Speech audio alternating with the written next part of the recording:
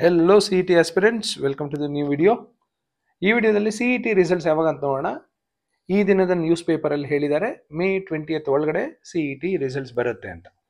Second P ಯುದು first exam, second exam ಎಲ್ಲ ಆದಮೇಲೆ ಪಿ ಯು ಸಿ ಪರೀಕ್ಷೆ 1 ಮತ್ತು ಪಿ ಯು ಸಿ ಪರೀಕ್ಷೆ 2 ರಿಸಲ್ಟ್ಸ್ ಬಂದ ಮೇಲೆ ಮೇ 20ರ ಒಳಗೆ ಅಂತ ಹೇಳಿದ್ದಾರೆ. ಸೊ 17th 18 19 20 ಮ್ಯಾಕ್ಸಿಮಮ್ 20th ಒಳಗಡೆ ಕೊಡೋ ಎಲ್ಲ ಸಾಧ್ಯತೆಗಳು ಇದೆ. ಸೊ ನಿಮ್ಮ ಪ್ರಿಪರೇಷನ್ ಮುಂದುವರಿಸಿ.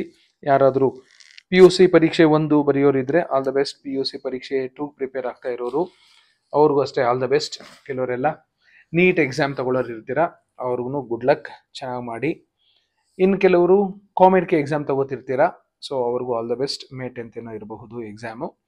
ಸೊ ಎಕ್ಸಾಮ್ಸ್ ಎಲ್ಲ ಚೆನ್ನಾಗಿ ಮಾಡಿ.